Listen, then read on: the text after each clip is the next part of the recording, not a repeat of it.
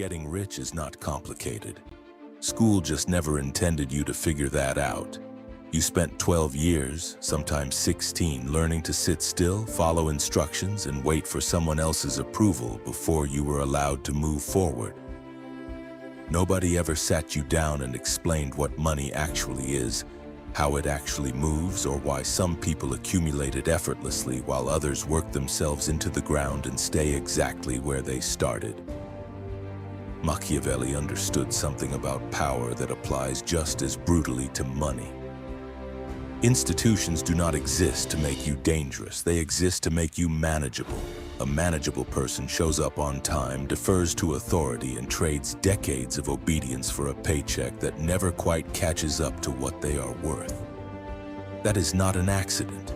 That is the design working exactly as intended. This is not motivation. This is not a pep talk about believing in yourself. This is a list of the things your education deliberately left out, because a population that understood them would be much harder to employ, much harder to indebt, and much harder to keep quiet. Think about how strange it actually is. You were taught the exact date the Roman Empire fell, but never taught how compound interest works against you if you ignore it. You were taught to diagram a sentence, but never taught the difference between an asset and a liability, or why the two get confused on purpose by the people selling you one disguised as the other. That gap is not an oversight.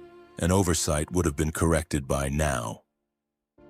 A gap this consistent across every classroom for every generation is a design choice. And design choices exist because someone benefits from them.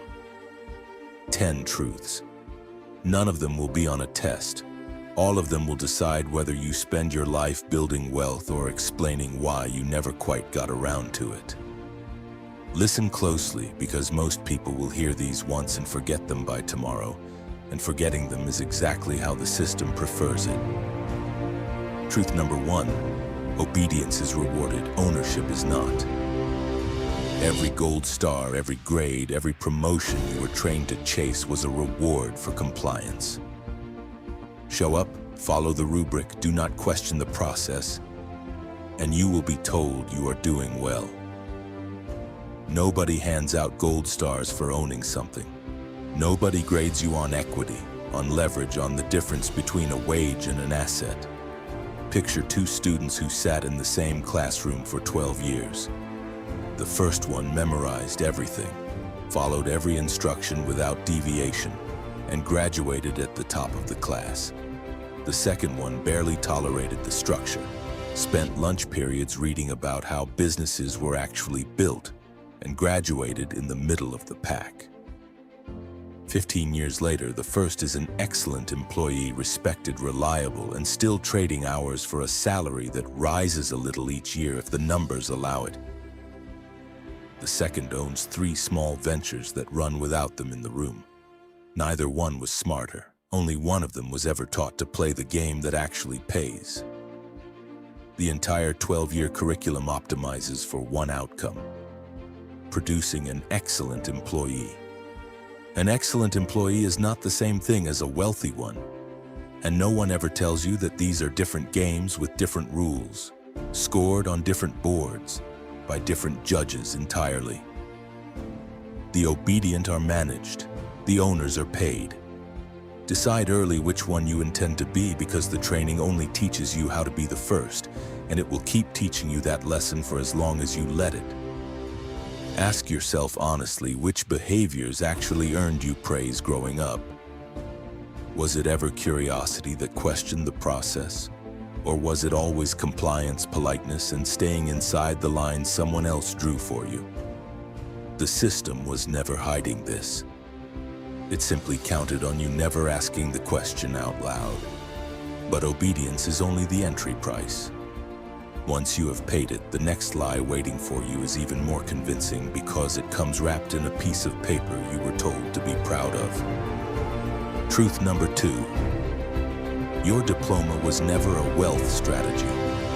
A diploma proves you can follow a system designed by someone else for as long as that system requires. It does not prove you can build one. Somewhere along the way, credentials got quietly rebranded as a wealth plan when in reality they were always a labor plan, engineered to produce a steady, reliable supply of workers for machines other people already own. Think about the framed certificates hanging in 1,000 modest homes next to a stack of unpaid bills. The certificate is real. The achievement behind it is real. And still, none of it converts automatically into ownership because a diploma was never designed to teach you how capital moves, how equity compounds, or how a business generates income while its owner sleeps. It was designed to teach you how to be useful inside someone else's structure. And useful is a very different word than wealthy. The people who get rich are rarely the most credentialed people in the room. They are the ones who understood, sometimes without ever saying it out loud, that a diploma buys you entry into someone else's machine. It does not buy you the machine itself. Keep the diploma if it opens a door. Just never mistake the door for the destination, because plenty of people walk through beautiful doors and spend the rest of their lives standing in the same hallway. Notice how the most financially successful people you can think of rarely lead with their credentials. They lead with what they built, what they own, what they control. Credentials are the story told by people still waiting for the machine to notice them. Ownership is the story told by people who stopped waiting and built one instead. Once you stop mistaking entry for arrival, the next truth gets harder to avoid because it targets the one financial instinct you were taught to trust the most: fear. Truth number 3. Debt can be a weapon, not only a trap. You were taught to fear debt the same way you were taught to fear the dark, as an undefined danger rather than a tool with rules. The wealthy do not avoid debt. They aim it precisely the way a craftsman aims a blade, rather than avoiding blades altogether out of fear of being cut. Consider two people who each borrow the same amount of money. The first uses it to buy a depreciating car and a vacation they cannot really afford, and spends the next 5 years paying interest on memories and metal that is worth less every year. The second uses the exact same amount to acquire a small rental property, a stake in a growing business, or the equipment needed to double their own output. 5 years later, one of them is still paying for something that is gone. The other is collecting income from something that is still there, still working, still paying them back. The debt itself was identical. The direction it was aimed determined everything that came after.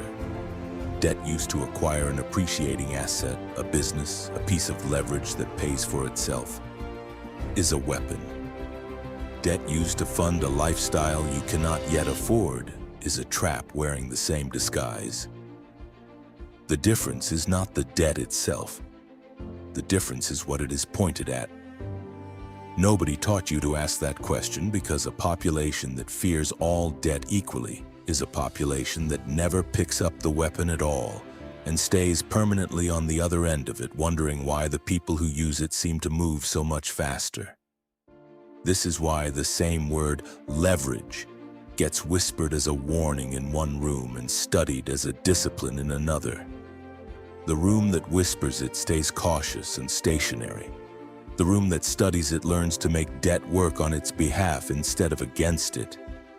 And that single distinction quietly decides which room you end up standing in for the rest of your life. Fear of debt is only one half of the caution you were trained into. The other half is even more respectable because it looks like responsibility instead of fear.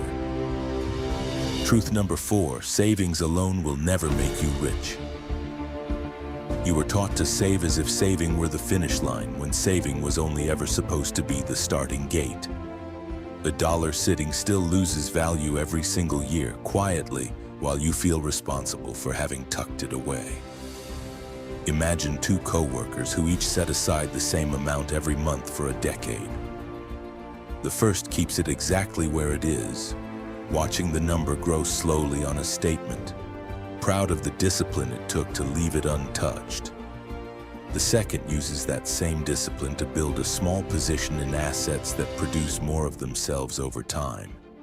A business stake, property, a portfolio built with patience and study rather than fear. A decade later, the first has a number, the second has a machine.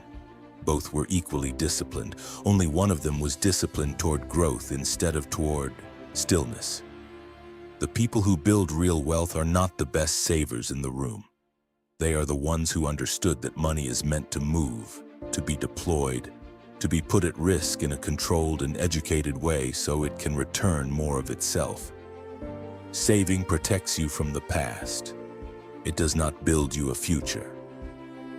Confusing the two is one of the most expensive mistakes a disciplined, responsible person can make, precisely because discipline is what makes the mistake feel virtuous the entire time you're making it.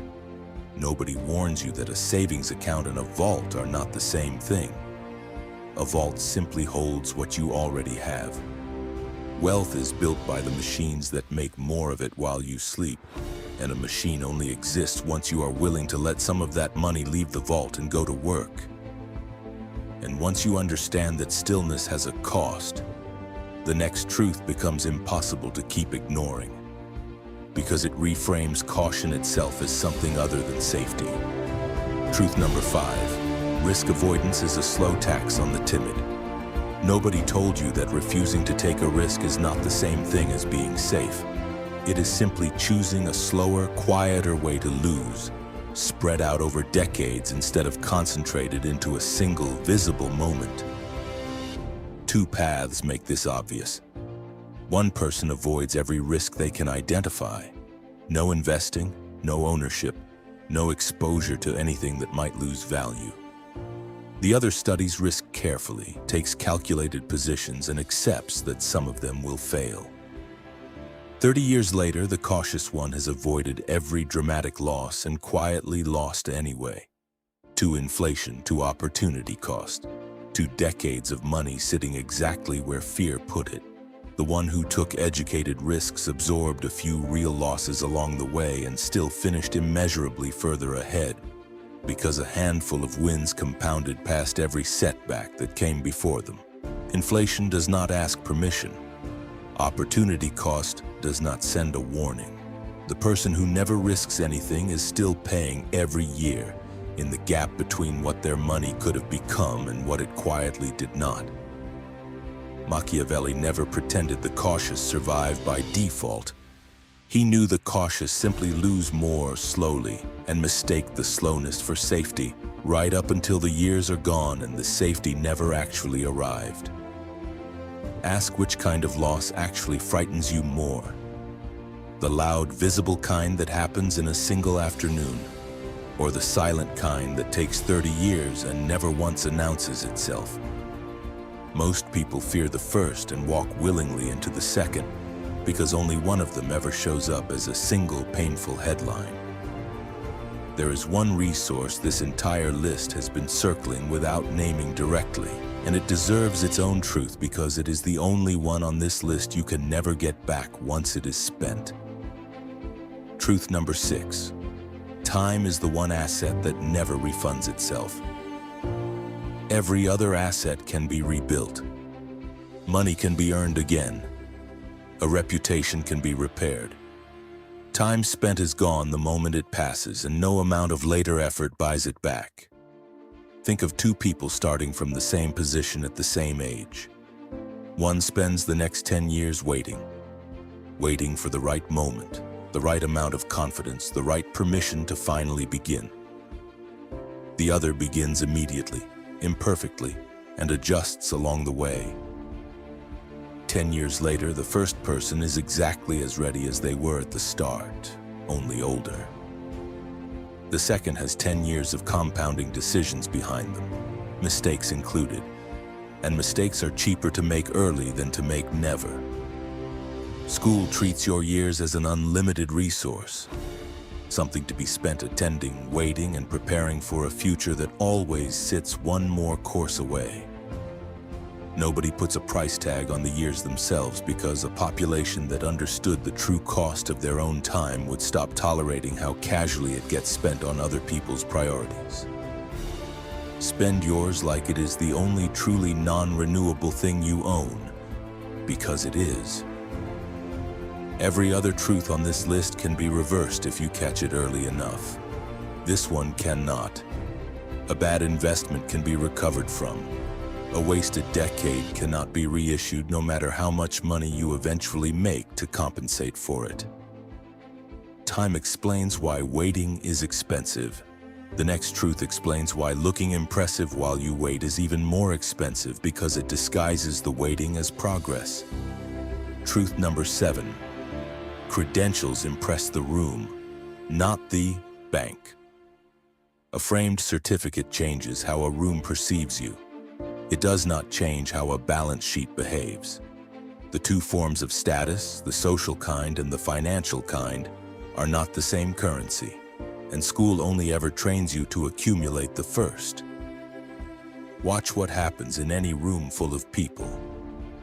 The person with the most impressive title gets the nod, the introduction, the assumption of competence, long before anyone has checked whether any of it converts into actual ownership. You can walk into that same room with an empty asset column and still command the most respect in it, right up until the moment money actually needs to move. Then only one of the two credentials matters, and it was never the one hanging on the wall. It was the one sitting quietly in an account, in a deed, in a stake in something that produces. This gap between social status and financial status is not an accident either. It is simply easier to hand out titles than it is to hand out equity. And institutions have always found it cheaper to make you feel important than to make you actually own something. The wealthy learned this distinction early and stopped collecting titles the moment titles stopped converting into ownership. Everyone else keeps collecting them anyway because the applause feels like progress, right up until the day the applause is asked to pay a bill and cannot. Once you can see through status, the next truth becomes personal because it is not about the system anymore.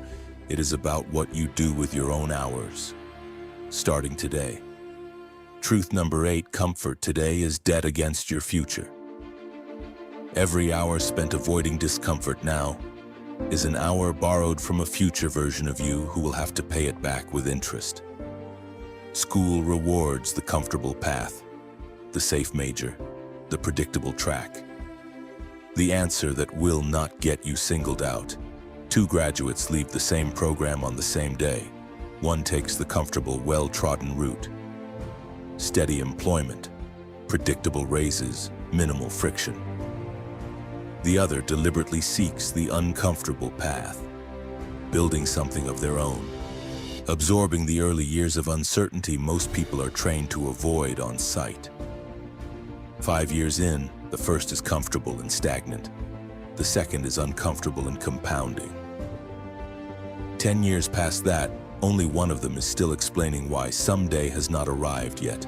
Nobody explains that comfort compounds in the wrong direction just as surely as money compounds in the right one. The version of you 5 years from now is either going to thank you for the discomfort you accepted today or resent you for the debt you quietly signed them up for instead. One easy decision at a time. Ask which version of yourself you are currently negotiating with. Every comfortable choice made today is a promise made on behalf of someone who has not arrived yet and never got a vote in the decision. Comfort is a private decision. What comes next is not. It is the truth that finally names who actually benefits from every truth on this list staying hidden. Truth number 9. The system profits from your obedience. This is the truth most people refuse to sit with because sitting with it means admitting the very structure that raised you was never fully on your side. An obedient workforce is predictable, replaceable, and easy to price. Institutions do not conspire in some smoke-filled room to keep you compliant. Nothing that dramatic is required. They simply built every incentive, every gold star, every reward structure around producing exactly that outcome, generation after generation, because compliant people are profitable people for everyone except themselves. The employee who never questions the arrangement is worth more to the arrangement than the one who does, and the entire system is quietly built to manufacture the first kind at scale. You were never taught to notice this, because noticing it is the first step towards stopping, and a population that stops is much harder to plan around. This is not an accusation against any single teacher, employer, or institution. It is a description of an incentive structure old enough that no one inside it even remembers designing it anymore. That does not make it any less real, and it does not make you any less responsible for eventually stepping outside of it. Once you see the design, you cannot unsee it. Every meeting that rewards agreement over insight, every promotion handed to the person who never pushed back, every year that passes while the arrangement quietly renews itself without anyone signing anything new, becomes visible for what it actually is. And once you cannot unsee it, there is only one question left, the one every other truth on this list has been building towards.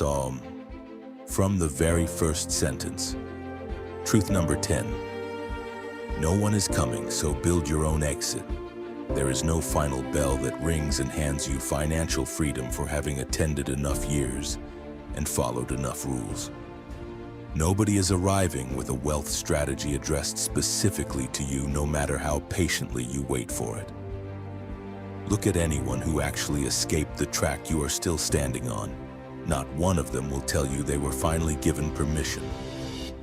Every one of them will tell you in some version of the same sentence that they simply stopped waiting for it. One person spends another decade hoping the system quietly rewards their patience.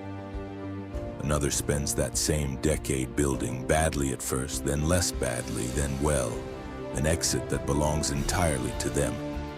Only one of those two people is still standing on the same spot when the decade ends. The system was never going to volunteer this information because the system does not benefit from you leaving it. Every truth on this list was left out of your education for the same underlying reason. A person who understands how the game works is significantly harder to keep playing someone else's version of it. This is the truth every other truth on this list has been quietly building toward. The exit exists, but it is not issued. It is built, one deliberate decision at a time, by the people willing to stop trusting a system that was never designed to hand it to them. Nobody is going to interrupt your comfortable schedule to tell you that the schedule itself is the trap. That interruption has to come from you today, in the quiet decision to stop waiting for a permission slip that was simply never going to arrive. None of these 10 truths are complicated once you actually hear them stated plainly. That is exactly why they were never stated plainly to you in the first place. A simple truth, spoken clearly, is much harder to keep hidden than a complicated one, and simplicity was never good for keeping a population dependent on the very system it should have been questioning. Go back through the list once more, not as 10 separate lessons, but as a single argument. Obedience gets rewarded instead of ownership. A diploma gets sold as a wealth plan it was never meant to be. Debt gets feared instead of studied. Saving gets mistaken for building. Caution gets mistaken for safety. Time gets spent like it refunds itself. Titles get mistaken for equity. Comfort gets mistaken for progress. And underneath every one of those substitutions sits the same quiet incentive. A compliant person is a profitable person for someone else. See the pattern once and you cannot unsee it in a single classroom textbook or performance review ever again. If this reframed the way you look at everything you were taught, then do not stop here, because what you have heard in this video is only the surface. There are deeper layers to psychology, influence, and wealth that simply cannot be explored fully in one video. Not because they do not exist, but because most people are not ready to hear them. That is why most stay average. If you are not one of them, then subscribe, because every video here is designed to sharpen your mindset. increase your value, and separate you from the crowd. No fluff, no noise, just strategy. Most people will watch this and move on. A few will stay and change. Decide which one you are.